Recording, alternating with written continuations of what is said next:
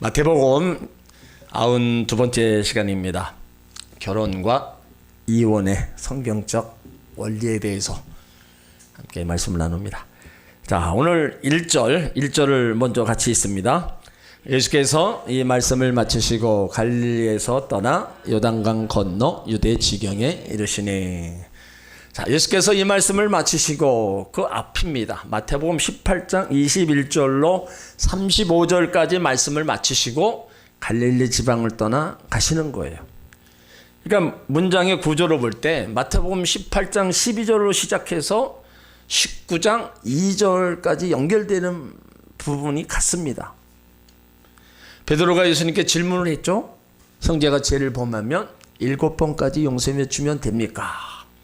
예수님의 대답은 70번씩 7번이라도 용서해 주라. 무한 용서를 가르치셨어요. 그리고 그 이유를 설명하셨습니다. 하나님께서 우리 죄를 용서하신 것은 마치 1만 달란트 빚을 탕감받은 사람과 같다. 그런데 형제의 잘못을 용서해 주는 것이 백대의 은혜에 불과한 것이다 얘기하고 있어요. 형제를 용서하는 것은 하나님께 용서받은 것에 비하면 아무것도 아님을 가르치셨습니다. 그러니까 형제가 진심으로 사과하고 용서를 빈다면 그때마다 용서를 다 받아줘야 된다고 말씀하셨어요. 이 말씀을 마치고 갈릴리로 가시는 겁니다. 나사렛에서 자라나신 예수님은 갈릴리 중심으로 복음 사역을 펼쳐나가셨어요. 마태복음 4장에서 18장까지는 갈릴리 중심의 사역이었습니다. 이때 예수님이 하신 건 딱 3가지예요. 천국 복음을 전파하시고 말씀을 가르치시고 병든 자들, 약한 자들을 다 고치셨어요. 그것이 바로 예수님의 3대 사역이라는 겁니다. 그러니까 우리도 그 사역을 이루어나가야 돼요. 천국 복음 우리는 계속 전해야 됩니다. 또 우리는 말씀의 가르침을 받아야 되고 약한 자, 병든 자들을 위해서 우리는 끊임없이 중보하며 기도해 줘야 된다는 거예요. 예수님이 요단을 건너 유대 지역에 이르셨다. 이 지역은 정확히 어딘지는 알 수 없어요. 근데 학자들의 견해에 의하면 베레아 지방으로도 봅니다. 그리고 사마리아와 갈릴리 사이에 이제 그 땅을 이렇게 또 말씀하고 있어요. 근데 그 곳에서도 예수님은 계속 많은 백성들로부터 기대와 환호를 받으면서 유대 교권주의자들로부터 질시와 모함과 배척을 받으셨어요. 그러니까 예수님의 발걸음, 자, 예루살렘으로 향하고 있는 겁니다. 그런데 그 과정 속에서 많은 사람들을 만난 거예요. 그러면서도 예수님은 예루살렘에 올라가시는 그 심정을 이렇게 말씀하셨어요. 자, 마가복음 10장 보세요. 33절로 34절. 예수님이 예루살렘으로 올라가시면서 그 마음을 거기 쭉 기록해 놨습니다. 마가복음 10장 33절, 34절 같이 읽습니다. 보라, 우리가 예루살렘으로 올라가노니 인자가 대제사장들과 서기관들에게 넘기움에 저희가 죽이기로 결단하고 이방인들에게 넘겨주겠고 그들은 능욕하며 침뱉으며 채찍질하고 죽일 것이니 저는 3일 만에 살아나리라 하시니라. 그러니까 예수님은 십자가에 처형당할 것을 미리 아셨어요. 뿐만 아니라 죽은 후에 3일 만에 다시 부활할 것을 아셨습니다. 십자가의 죽음을 바라보고 가시는 예수님. 그러면서도 그 사역을 하나하나 이루어 나가시는 거예요. 오늘 보면 2종류의 사람을 먼저 만납니다. 첫 종류의 사람은 육신의 병으로 고생하는 사람들이에요. 그리고 두 번째는 예수님을 공경에 빠뜨리고자 하는 바로 이 바리새인들입니다. 자, 먼저 이제 큰 무리들, 예수님을 따르는 병든 자들을 먼저 만나십니다. 자, 2절을 읽습니다. 큰 무리가 쫓거늘 예수께서 거기서 저희 병을 고치시더라. 큰 무리가 쫓았다. 이 무리는 예수님의 십자가를 지시고 골고다를 향하는 그 순간까지 멈추지 않았습니다. 이 큰 무리 중에는 병든 자도 있었다는 거예요. 근데 거진 다가 온전한 사람은 별로 없었어요. 다 병들고 가난한 자들, 그런 사람들이 참 쫓았어요. 이제 우리가 사는 동안에 참 많은 문제를 만납니다. 근데 가장 큰 문제가 뭡니까? 질병의 문제예요. 우리가 몸만 건강하면요, 그래도 다른 거는 우리가 다 헤쳐나갈 수 있습니다. 근데 몸이 아프면, 꼼짝을 못하면 다른 거 아무것도 못하는 거예요. 그러니까 우리가 건강하다는 거, 또 건강을 잘 더 내가 돌봐야 된다는 거, 이거는 무엇보다도 우리가 중요한 겁니다. 지금도 많은 사람들이 불치병에 걸려서 병상에서 신음하고 있어요. 옆에 있는 분들이 모두 건강하니까 다 건강한 처럼 보이지만 병원에 가면 왜 아픈 사람이 그렇게 많은가, 그거를 볼 수 있어요. 우리가 건강한 것도 축복입니다. 그래서 우리 몸을 성전이라고 해서 잘 관리하라 그랬어요. 주님 오실 때까지 흠없게 잘 관리해라. 그만큼 우리 자신이 신경 써야 됩니다.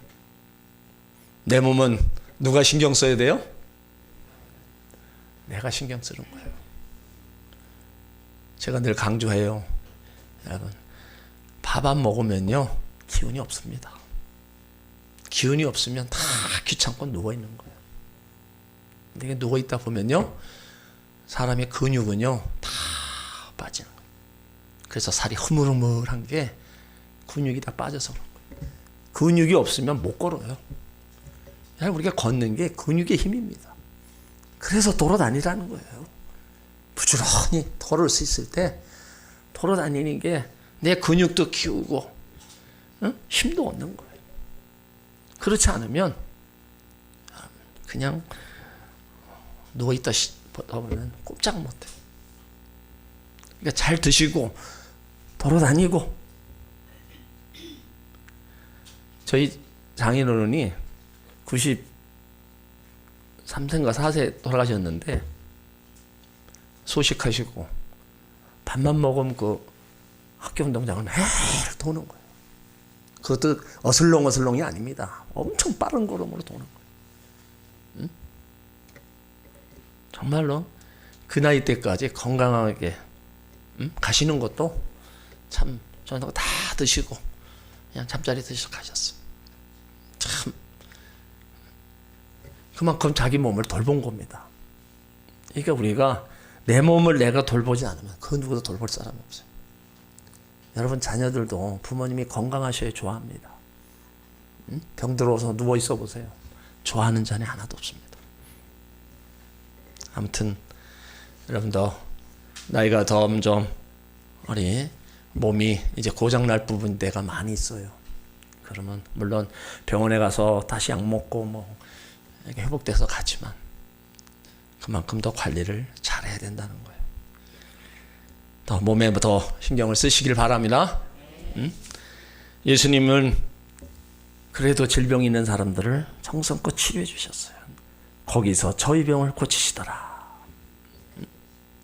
많은 불치병의 환자들을 고쳐주셨어요. 문둥병자, 소경, 절름발이, 안진뱅이, 귀신 들린 자, 12에 된 혈루증 여인, 무덤 속에 있던 나사로까지도 다 살리셨어요. 그러니까 예수님은 우리 영혼에만 관심 있는 게 아니고 우리의 현실적인 삶에 깊은 관심을 갖고 계세요. 그러니까 예수님의 영성은요 현재입니다. 과거는 지나간 거예요. 미래는 아직 오지 않았어요. 지금 우리 삶에 모든 고난과 아픔과 상처 지금 있는 거예요. 현재 삶. 그러니까 이런 것들에게 예수님이 관심을 갖고 계시고 그런 것들을 하나하나 치료해 가시는 거예요. 그러니까 우리가 현재 당하는 그런 모든 고난, 고통 이것이 지금 다 현재 집중되어 있는 거예요. 그러니까 이런 것들을 내가 예수님 앞에 함께 기도하며 함께 주시는 힘으로 그것들을 이겨 나가야 된다는 거예요. 오늘 두 번째 무리가 이제 예수님을 어떻게 하면 모함해서 넘어뜨릴까 하는 이 바리새인들입니다. 자, 3절을 읽습니다. 바리새인들이 예수께 나와 그를 시험하여 가로되 사람이 아무 연고를 물어나고 그 아내를 버리는 것이 옳으니까. 바리새인들이 예수께 나와 그를 시험했다. 이 바리새인들은요 최고 종교 지도자급들입니다. 근데 예수님께 나온 동기가 예수님 시험하기 위해서라는 거예요. 그러니까 그들의 관심은요 오로지 예수님 어떤 꼬투리 울물을 잡아서 넘어지게 하려는 거예요. 그러니까 심보가 참 삐딱해서 못된 거예요. 교회에도 이런 태도로 나오는 사람들이 가끔 있다는 거예요. 교회를 비판하고 교회 부정적인 거, 뭐 잘못된 것 이런 거에 관심을 갖고 있는 분들이 많습니다. 여러분 그거는 정말 우리가 버려야 될 습관이에요. 그거 버리지 못하면 여러분 더 이상 발전이 없습니다. 교회에서 여러 가지 일이 물론 일어납니다. 시끄러운 것도 일어나고 보기에 안 좋은 것도 보이고 하지만 그런 것 가지고 내가 비판하고 정죄하는 그런 모습들은 예수님의 몸 성전을 바로 더 정죄하고 비판하는 거랑 똑같습니다. 그런 일들은 다 하나님이 알아서 하실 거예요. 그것을 개인이 내가 안 해도 되는 것 가지고 해가지고 개인이 죄를 범할 필요 없습니다. 그러니까 우리가 교회 와서 관심을 가져야 될 대상은 하나님이시고요. 누가 뭘 하든지 거기서 은혜 입은 자답게 행하고 또 하나님이 사랑하니까 행하는구나. 좋은 쪽으로다 우리가 바라보면 다 좋게 되는 거예요. 여기 바리새인들은요 과거에도 그 가늠하다 현장에서 붙잡힌 여인들을 데리고 왔을 때 예수님을 골탕 먹이려 했어요. 그러니까 온통 관심이 예수님의 시험하는 거. 그러니까 오늘은 이혼에 대해서 지금 질문하는 겁니다. 여러분 이 이혼이 참 뭐 지금만 있는 게 아니에요. 예수님 당시에도 이 이혼에 대해서 엄청 말이 많았습니다. 그것이 계속 흘러내려온 거예요. 미국도 뭐 이혼을 많이 하는 나라로 알고 있었는데 지금은요 우리나라 만만치 않습니다. 통계적으로 보면 1년에 한 5만 쌍이 넘어요. 그러니까 3쌍 결혼하면 한 쌍은 이혼을 하는 거예요. 근데 그거를 전혀 뭐 그대로 그냥 어떤 흠이라고 또 생각지도 않아요. 참 심각한 겁니다. 이거. 여기 아무 용고를 물어나고 이 말씀은 이유가 있으면 아내를 버리는 것이 옳으니까. 그러니까 유대 사상에는 그 랍비 학파인 힐렐파와 삼마이파가 있었어요. 근데 비교적 보수적인 삼마이 학파에서는 아내가 간음하는 경우를 제외하고는 이혼할 수 없다. 그렇게 주장을 했어요. 근데 자유주의였던 힐렐 학파는 아내에게 사소한 것이 있을 경우뿐만 아니라 남편이 다른 여자를 좋아하는 경우까지도 이혼 가능하다고 주장한 겁니다. 그러니까는 좀 달랐어요. 삼마이 학파는 아내가 간음한 경우를 제외하고 이혼해서는 안 된다. 힐렐 학파는 사소한 잘못이 있는 경우, 남자가 다른 여자를 좋아하는 경우까지 이혼해야 된다. 그래서 이들의 이혼 생각을 신명기 24장 1절에 근거를 뒀어요. 거기 보면 수치되는 일에 근거를 두었다는 겁니다. 그러니까 삼마이 학파는 수치를 간음으로 해석했고 힐렐 학파는 수치의 의미를 확대 해석해서 모든 종류의 죄를 의미합니다. 사소한 것, 잘못까지도 포함되는 거예요. 그러니까 예를 들면 음식이 쉰 것을 대접할 때, 음식이 탔을 때, 싸울 때, 여자의 목소리가 클 때, 그래서 남편이 창피하고 수치스럽다 하면 이혼입니다. 또 남편에게 아내보다 더 좋은 여자가 생겼을 경우에도 이혼이고 자녀를 못 낳은 경우에도 이혼했어요. 그러니까 지금 바리새인들의 예수님 앞에 제기한 이 물음은 신명기 24장 1절에 힐렐의 해석으로 동의하느냐 아니면 삼마이 학파에 동의하느냐 묻고 있는 겁니다. 만일 힐렐 학파의 주장에 따른다면 예수님이 도덕적으로 엄격하지 않는 자유주의라고 또 공박할 거예요. 또 이 합하라고 편을 들면 죄인들에 대한 예수님의 친절과 자기 행위를 위선이라고 몰아세울 계획입니다. 그러니까 이들의 집요한 그 질문, 예수님을 시험하고자 하는 그것이 아주 그 학파들의 주장을 따라서 얘기를 하는 거예요. 그런데 예수님의 대답은 전혀 그렇지 않았습니다. 자, 4절로 6절 같이 있습니다. 예수께서 대답하여 가라사대 사람이 지으신 이가 본래 저희를 남자와 여자로 만드시고 말씀하시기를 이러므로 사람이 그 부모를 떠나서 아내에게 합하여 그 둘이 한 몸이 될지니라 하신 것을 읽지 못하였느냐.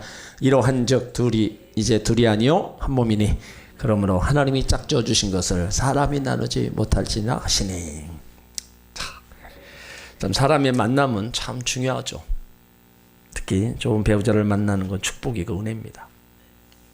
세상에서 가장 행복한 사람은 좋은 짝을 만난 사람이라고 얘기를 해요.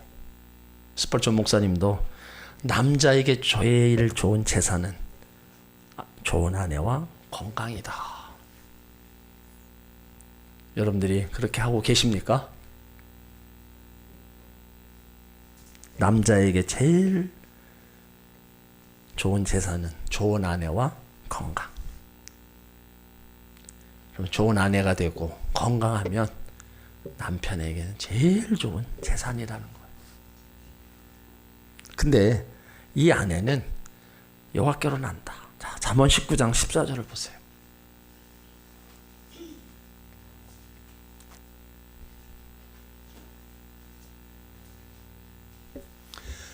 잠언 19장 14절.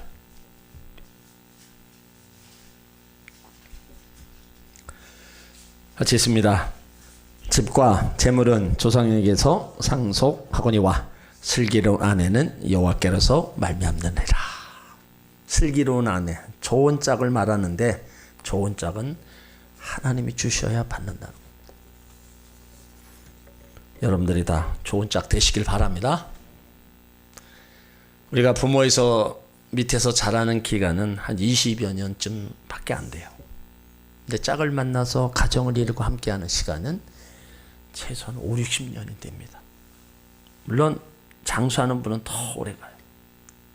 그러니까 좋은 짝을 만나서 일평생 행복하게 사는 거 너무나도 귀한 복이에요. 석양 격언에 바다로 나갈 때는 한 번 기도하고 전쟁에 나갈 때는 2번 기도하고 결혼식장에 갈 때는 3번 기도하라.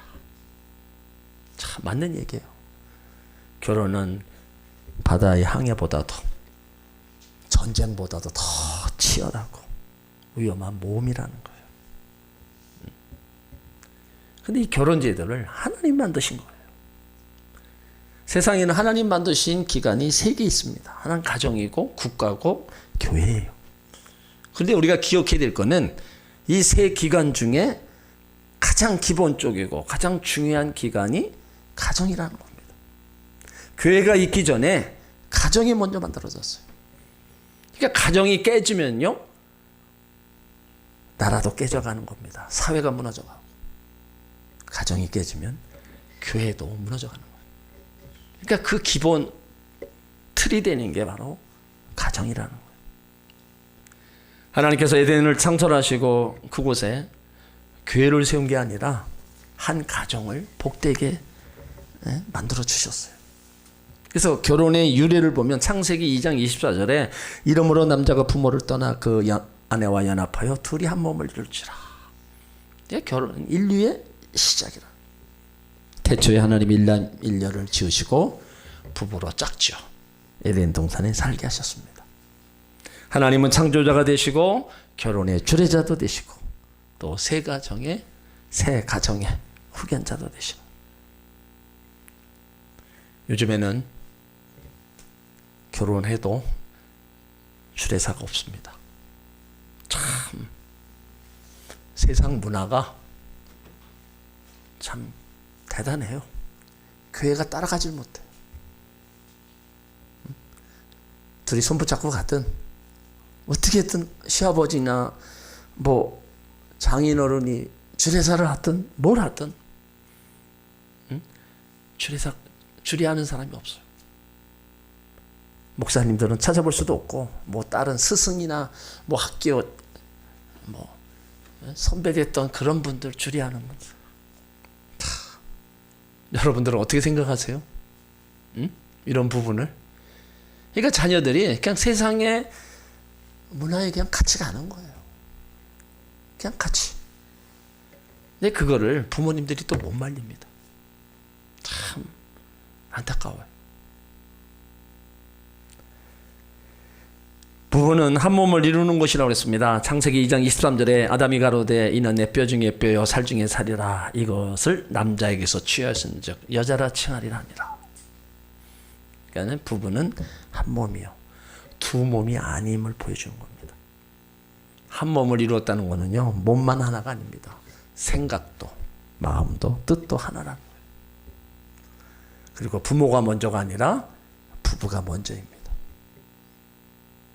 부모는 나중입니다. 부부가 먼저임을 알아야 돼요. 아담과 하와가 있은 후에 가인과 아벨이 있었습니다. 그리고 결혼과 부부 생활이에요. 에베소 5장 33절에 그러나 너희도 각각 자기 아내 사랑하기를 자기같이 하고 아내도 그 남편을 경외하라. 이게 부부 생활의 중심은 바로 사랑. 사랑은 두 몸을 한 몸으로 묶는 끈입니다. 사랑의 끈이 없으면 한 몸이 되지 못하고 여전히 두 몸이 되는 거예요.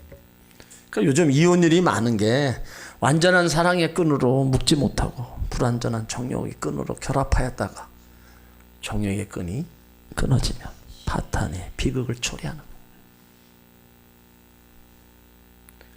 예전에는 그래도 힘들고 어려워도 다 참고 사셨죠? 네? 요즘은 그게 없잖아요. 그만큼 우리가 사는 세상이 참 많이 변한 겁니다. 변해도요 엄청 변했어요. 정욕은 일시적인 거지만 사랑은 영원한 겁니다. 그리고 사랑은 허다한 허물을 덮어주고 오래 참는 거라 그랬어요. 그래서 부부 생활의 중심은 용서하는 일이래요. 사랑이 가려주는 보자기라면 용서는 씻어주는 물과 같다는 겁니다. 사랑의 옷이 더러울 때 씻어서 깨끗하게 되는데 부부 사이에 일어나는 단점, 허물을 용서란 물로 씻어서 없애야 된다는 거예요. 그러니까 문제가 있다는 건요 둘 다의 문제입니다. 한 사람의 문제가 아니에요. 그러니까 예수님은 인류의 근본으로 올라가서 창세기의 그 말씀을 가지고 지금 바리새인들에게 이야기하고 있는 거예요. 오늘 4절에서 창조의 원리를 들어서 말씀하시는 거예요. 이 말씀이 창세기 1장 27절에 있습니다. 하나님이 자기 형상 곧 하나님의 형상대로 사람을 창조하시되 남자와 여자를 창조하셨다. 그리고 5절 한 몸이 되는 비밀을 들어 말씀하셨어요. 창세기 2장 18절에 여호와 하나님이 가라사대 사람이 독초하는 것이 좋지 못하니 내가 그들을 위하여 돕는 배필을 지으리라. 그리고 6절에 하나님이 짝져 주신 사실을 들어서 사람이 임의로 나누지 못한다. 그러니까 부부는 하나님이 짝져 주신 배필이기에 하나님이 갈라주기 전에는 사람이 나누지 못한다는 겁니다. 하나님이 짝져 주셨다는 말은 멍에를 함께 맨다는 거예요. 우리나라는 그 소 한 마리가 농가 밭을 갈죠. 근데 이스라엘은 두 마리가 함께 멍에를 먹어 밭을 갑니다. 그러니까 여기서 중요한 거는 보조를 맞추는 거예요. 그러니까 구약 성경에 보면 종류가 다른 두 마리 소 함께 멍에를 매지 말라고 그랬어요. 종류가 다른 두 마리 소를 함께 매지 말라. 보조를 못 맞춘다는 거예요. 싸운다는 거예요. 그러니까 이 원리를 결혼제도에서 적용했어요. 그래서 바울이 고린도후서 6장 14절에 너희는 믿지 않는 자와 멍에를 같이 하지 말라. 의와 불법이 어찌 함께하며 빛과 어둠이 어찌 섞이며. 그래서 바울은 불신자와 결혼을 금했습니다. 그만큼 믿지 않는 자와 믿는 자의 사이 속에 엄청난 다툼이 일어난다는 거예요. 그 다툼이 뭐냐? 종교 다툼입니다. 여러분 지금 저 이스라엘과 팔레스타인에 일어나는 전쟁도 4,000년 전에 일어났던 그 종교 다툼, 거기서부터 시작된 거예요. 그때부터 싸우기 시작해서 지금까지 싸우고 있는 거예요. 결말이 안 납니다. 여러분, 종교 전쟁은요, 나라도 못 막는 거예요. 집안에서 믿는 자와 믿지 않는 자, 물론 며느리 한 명 들어가서 그 집안을 완전히 예수 믿게 만든 며느리도 있어요. 근데 대개가 다 시어머니가 절에 가면 따라갑니다. 그냥 따라가요. 본인도 그냥 가정의 평화를 위한다 하고 그냥 따라갑니다. 그러니까 본인 신앙 이거 뭐 다 까먹어. 그러니까 될 수 있으면 결혼하지 말아라. 근데 요즘은 그렇습니까? 안 그래요. 참 그런 부분들이 안타까워요. 결혼해서 잘 다니면 모르는데 부모 눈에 안 보이고 그러니까 교회도 안 가고, 이런 지금 사실들이 우리 자녀들 세대에 지금 일어나고 있는 거예요. 그러니 부모가 하나님 섬기고 예수 믿고 그것이 이어져 가야 되는데 이게 지금 끊어진 거예요. 이게 지금 정말로 안타까운 현실입니다. 그러니까 오죽하면 박할 때 소도 같은 종류의 소는 붙잡아 매지 말아라. 그래서 부모님들은 정말 자녀 결혼 앞두고요, 정말 기도 많이 하셔야 됩니다. 자녀 그 기도를 정말 많이 해야 자녀들이 그래도 믿음의 짝 만나서 그 신앙을 이어갈 수 있는 거예요. 결혼이란 말은 성별 혹은 헌신의 의미가 들어있는 겁니다. 이것은요, 하나님에게 바쳐져서 완전한 소유물이 되는 것을 가리킵니다. 그러니까 결혼이란 남편을 아내에게, 아내는 남편에게 전적으로 바쳐진 거예요. 제사, 제물, 헌금, 하나님께 절대 소유인 것 같이 결혼하면 그 배우자를 상호 독점적인 소유입니다. 결혼으로 두 사람의 인격이 완성되는 거예요. 결합된 거, 두 사람이 서로 도와 완성하는 것이고 인생의 모든 것을 함께 나누는 겁니다. 행복만이 아니에요. 어려운 문제, 고생, 자녀 문제, 의식주 다 함께 나눠야 돼요. 어찌 보면 이런 내용들은 결혼하지 아니한 사람들이 들어야 되는데 결혼을 다 해서 시집장가 보낸 여러분들이 듣고 계셔서 어쩔는지 모르겠어요. 다 알고 있는데 그걸 뭘 얘기하시나. 근데 오늘 예수님이 하신 말씀 중에서 우리가 또 함께 되새겨 보는 거예요. 그래서 우리는 그렇게 살았다 할지라도 내가 아는 자녀 세대나 손자 손녀 세대는 정말로 제대로 믿음의 가정을 이루고 행복하게 살기를 바라는 그런 마음이 또한 우리 가운데 있어야 된다는 겁니다. 그러니까 결혼의 몇 가지 목적이 성경에 나와요. 창세기 1장 28절의 말씀대로 생육하고 번성하여 땅에 충만하게 합니다. 그러니까 인류가 계속 이어져 가야 되잖아요. 그래서 하나님이 결혼 제도를 주신 겁니다. 그리고 동반자와의 관계와 즐거움을 갖도록 하는 거예요. 창세기 2장 18절에 보면 아담과 하와가 정말로 함께 있을 때 참 즐거웠습니다. 외로울 때 옆에 있어서 서로 대화하고 사랑하는 것도 그 즐거움, 인간의 뗄 수 없는 즐거움. 근데 부부로서 함께하는 그 즐거움, 그 어느 즐거움보다도 커야 돼요. 그래서 나이가 먹을수록 여러분 두 분이 같이 다니셔야 돼요. 따로따로 다니지 말고 할 수 있으면 같이, 뭐 더 좋으면 손 붙잡고 가시는 건 더 좋고, 그게 한평생 같이 살아왔던 부부의 모습입니다. 어느 분들이 그래요. 무슨 정이 있어서 하냐고, 뭐 전우회로 산다고. 물론 그 마음도 이해가 가요.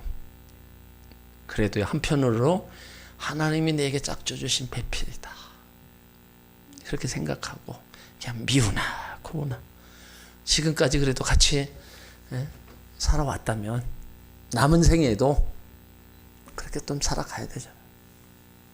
그것이 다른 사람의 행복이 아니라 나의 행복을 위해서, 서로의 행복을 위해서 그렇게 가는 거예요.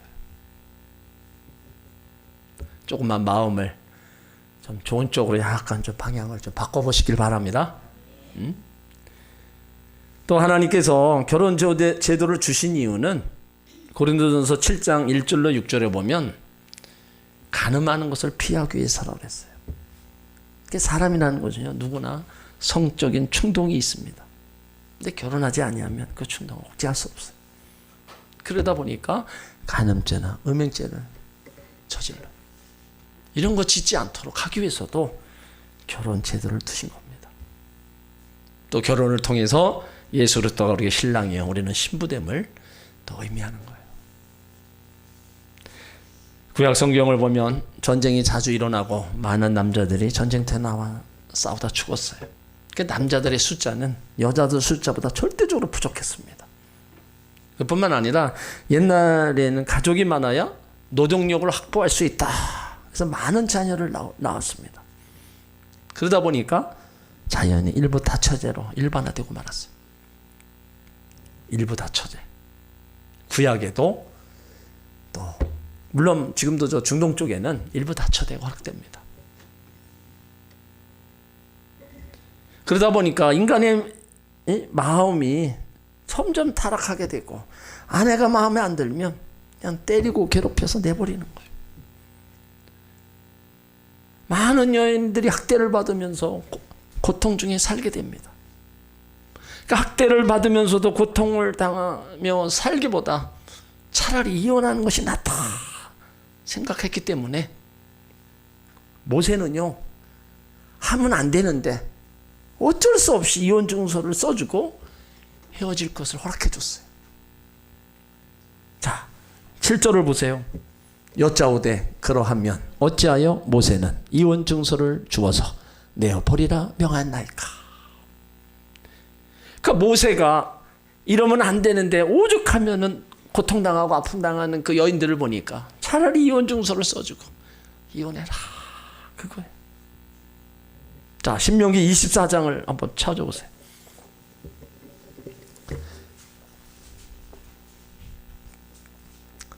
신명기 24장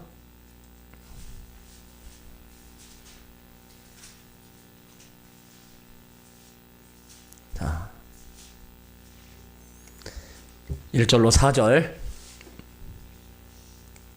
신명기 24장 1절로 4절을 같이 했습니다. 사람이 아내를 취하여 데려온 후에 수치되는 일이 그에게 있음을 발견하고 그를 기뻐하지 아니하거든 이혼 증서를 써서 그 손에 주고 그를 자기 집에서 내어 보낼 것이요, 그 여자는 그 집에서 나가서 다른 사람의 아내가 되려니와 그 후도 그를 미워하여 이혼 증서를 써서 그 손에 주고 그를 자기 집에서 내어 보내었거나 혹시 그를 아내로 취한 후 후부가 죽었다 하자 그 여자가 이미 몸을 더럽혔은즉 그를 보내어낸 전부가 그를 다시 아내로 취하지 말지니 이 일은 여호와 앞에 가증한 것이라. 내 하나님 여호와께서 내게 기업으로 주시는 땅으로 너는 범죄케 하지 말지니라. 자, 1절로 2절을 보면은요, 사람이 아내를 맞아요 데려온 후에 그에게 수치가 되는 일을 발견하면 그를 기뻐하지 아니하면 이혼 증서를 쓰고 그의 손에 주고 그를 자기 집에서 내보내라. 수치되는 일, 부끄러운 일, 부정한 일, 말만 들어도 창피한 일, 이런 일들이 발각되면 너희들이 기뻐하지 않는다면 이혼 증서를 써주고 내보내라는 거예요. 그런데 악한 사람들은 아내가 그런 부정행위가 없었는데도 트집을 잡아서 때리고 괴롭혀서 이혼 증서를 써주고 내쫓는 일이 생겼다는 거예요. 그러니까 그 당시 바리새인들은 여자가 요리를 망친다든지 모르는 남자와 이야기를 해도 이혼 사유가 된다고 주장했습니다. 아주 악한 사람들이었어요. 모세가 이혼 증서를 주고 아내를 버려도 된다고 허락한 것은 하나님 법이 아닙니다. 다만 고통받는 여인을 보호하기 위해서 할 수 없이 허락한 거예요. 그런데 바리새인들은 이 이혼의 불가성에 대한 예수님의 답변을 듣고 모세가 허락한 이 신명기 24장의 말씀을 가지고 공격하고 있는 거예요. 율법주의자들에게 있어서 모세는 그들의 최고 기준이고 원리였습니다. 그래서 모든 유대인들은요, 모세가 말한 것이라면 이성적 판단이 정지된 채 무조건 그 말에 복종했어요. 그런데 예수님은 모세보다 큰 분이라는 거예요. 모세의 율법에 치우치는 그들에게 예수님은 모세보다 크신 분임을 나타냈습니다. 신명기에 말씀하고 있는 이 모세의 교훈에 수치되는 것이 있거든. 이혼증서를 써줘 내보내라. 당시 종이가 흔하지 않는 고대에서는요, 나뭇잎이 이혼증서를 적어 주었답니다. 근데 그 나무가 시들면, 나뭇잎이 시들면 내용이 희미해져서 알 수가 없었어요. 그 뒤에는 작은 돌, 양피지, 종이순으로 이혼증서 그 재료가 바뀌게 되었다는 거예요. 그런데도 당시 이혼의 허용은 점차 이혼의 남용과 그에 따른 여러 가지 사회적 문제, 종교적 문제 다 큰 고민거리가 되었다는 거예요. 그러니까 그때나 지금이나 이 이혼 문제가 사회적 문제입니다.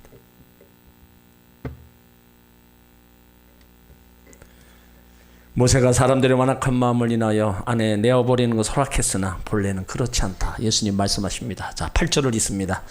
예수께서 가라사대 모세가 너의 마음의 완악함을 인하여 아내 내어버림을 허락하였거니와 본래는 그렇지 않다. 완악함, 거칠고 잔인하고 완고한 마음, 인간의 타락한 심성을 반영해 줍니다. 그러니까 그 당시에 남자들은 아내를 미워하여 내쫓기 위해 심하게 학대하는 경우도 있었다는 거예요. 이에 모세가 그러한 것은 큰 죄악이라고 죄악을 범하는 거다. 남녀가 함께 하느니 차라리 갈라서는 작은 악을 허용하고자 했던 겁니다. 그러니까 모세는 이혼을 적극적으로 인정한 것이 아닙니다. 차선의 방책으로 묵인한 거예요. 본래는 그렇지 않다. 에덴 동산에서 하나님이 친히 정하신 결혼법, 본래 이혼을 허용하나 그 가능성에 대하여 전혀 암시되어 있지는 않습니다. 그래서 예수님이 이제 그 답을 또 말씀하세요. 자, 9절을 읽습니다. 내가 너에게 말하노니 누구든지 음행한 용고 외에 아내를 내어 버리고 다른 데 장가드는 자는 간음함이니라. 옛날이나 지금이나 돈 있고 권세 있는 자들은 아내를 둘 셋씩 가지는 시대입니다. 그리고 마음에 들지 않으면 내어 쫓아요. 여성이 대우받지 못한 시대가 있었어요. 근데 지금은 어떻습니까? 지금은 여성 상위 시대. 구약에도 여자는 숫자에 집어넣지도 않았어요. 우리나라 조선시대만 해도 여자들 여자 취급을 안 했죠. 그러니까 지금 완전히 지금 세상이 바뀌었다는 게, 지금은 여자가 아니면 일이 안 되잖아요. 집안일이나 사회일이나 뭐 교회 일도 마찬가지입니다. 여자가 빠지면 되는 일이 없어요. 그리고 지금은 여자가 더 무섭습니다. 이건 솔직한 심정입니다. 남자들이 아무리 큰 소리를 쳐도요, 결국은 여자 앞에 다 고개를 숙여요. 그만큼 지금 시대가 참 변하기도 했고, 여자들의 그 상위 시대가 참 엄청 올라가 있어요. 그러니까 옛날에 그 어머니들 세대 참 어떻게 그 고통, 어려움을 어떻게 다 이겨나오셨는지 모르겠어요.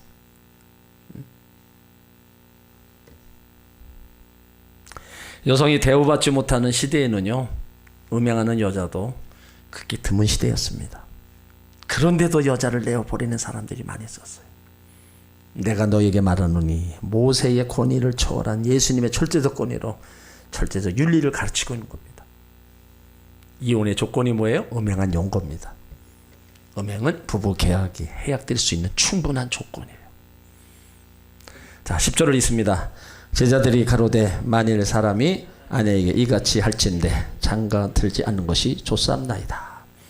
제자들이 가만히 말을 들어보니까 결혼이 보통 골치 아픈 게 아니에요. 이래선 결혼 안 하고 사는 게 낫겠다. 요즘 애들이 뭐라 그래요? 결혼 생각만 해도 골치 아픈 거예요. 에? 여러 가지 생각을 해보니까 하기 싫은 거예요. 거기다 결혼해도 애를 안 낳는 게 애 키우기 힘들다는 거예요. 너무 골치 아픈 거예요. 그러니까 아예 결혼할 생각도, 결혼해도 애를 낳지 않아요. 그때 제자들이 딱 들어보니까 또 그런 얘기고, 요즘 또 시대를 보니까 요즘 젊은이들이 또 그런 얘기를 하는 거예요. 마가복음 10장 11절로 12절을 보면 누구든지 그 아내를 버리고 다른 데 장가드는 자는 본처에게 간음을 행하며 또 아내가 남편을 버리고 다른 데로 시집가면 간음을 행합니다. 그러니까 이 말씀은 그 시대 남자들에게 충격이 되었답니다. 왜냐하면 그 시대에는 여성의 인권이 전혀 고려되지 않았습니다. 그러니까 예수님의 이 제자들의 이 질문, 바리새인의 질문과 별 다를 바가 없었어요. 거기에 대한 예수님의 대답이 이제 11절, 12절에 나오는 거예요. 자, 11절, 12절 있습니다. 예수께서 가라사대 사람마다 이 말을 받지 못하고 오직 타고난 자라야 할지니라. 어미 때로부터 된 고자도 있고 사람이 만든 고자도 있고 천국을 위하여 스스로 된 고자도 있도다. 이 말을 받을 만한 자는 받을지어다. 결혼을 안 하고 능히 혼자 살 수 있는 사람은 혼자 살라는 거예요. 그래서 독신도 은사입니다. 독신, 타고난 자라야 됩니다. 그 독신의 세 가지 이유예요. 육체적으로 결혼할 수 없는 몸을 가진 사람입니다. 그래서 타고난 고자, 그 다음에 사람이 만든 고자도 있다는 거예요. 날 때 불구자가 아니었는데 사는 동안에 사람으로 인해서 성적 불구자가 된 사람, 그리고 천국을 위해서 스스로 고자된 자, 그 대표적인 사람이 바로 바울입니다. 하나님을 위해 스스로 독신 생활을 했어요. 결혼 안 했습니다. 그러니까 이 말을 받을 만한 자는 타고난 자라서 독신 생활을 할 만한 자입니다. 하나님의 은사예요. 그런 자 아니고서는 뭐 하라는 거예요? 결혼해라는 거예요. 왜 안 하냐 이거. 하나님이 허락한 결혼제도, 하나님이 준비해 놓은 짝이 있는데 왜 이것저것 문제를 삼고서 왜 결혼을 안 하고, 결혼한 사람 아내를 왜 자꾸 이혼을 하냐. 그러니까 오늘 이 말씀은요, 결혼 문제, 부부에 관한 문제, 이혼의 문제, 독신의 문제입니다. 이 문제들은 다 가정의 중요한 문제예요. 이혼은 행복한 결혼 생활을 깨놓는 겁니다. 아무 이유 연고 없이 아내를 갖다 버리는 거. 거기에 예수님 대답은 아니다. 결혼은 창조의 원리다. 한 몸이 되게 하나님이 만나고 짝져 주셨다. 절대로 사람이 나누지 못한다.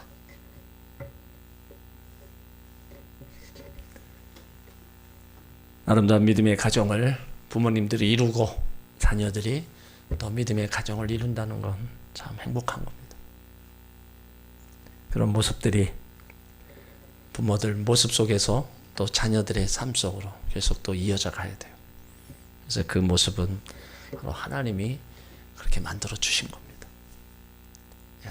가정은 어느 공간보다도 정말로 가장 중요한데, 그곳에서 힘을 얻고 그곳에서 용기를 얻고 또 새로운 힘을 해 나갈 수 있는 원동력이 바로 가정입니다. 그러니까 우리 가정을 잘 지켜야 되고, 자녀들 또한 결혼해서 가정 잘 지키고 믿음의 가정 이루도록 부모님들이 끊임없이 기도해 줘야 돼요. 시집만 결혼만 해놓으면 끝이 아닙니다. 뭘 해야 돼요? 앞부터 서비스를 계속 해야 돼요. 기도를 계속 해야 되고, 애도 봐줘야 되고, 김치도 해줘야 되고, 끊임없어요. 그만큼 가정이 중요한 것을 하시고 우리도 다 잘 지키고 자녀들도 다 지켜나갈 수 있도록 기도와 또 권면들을 많이 해주시길 바랍니다.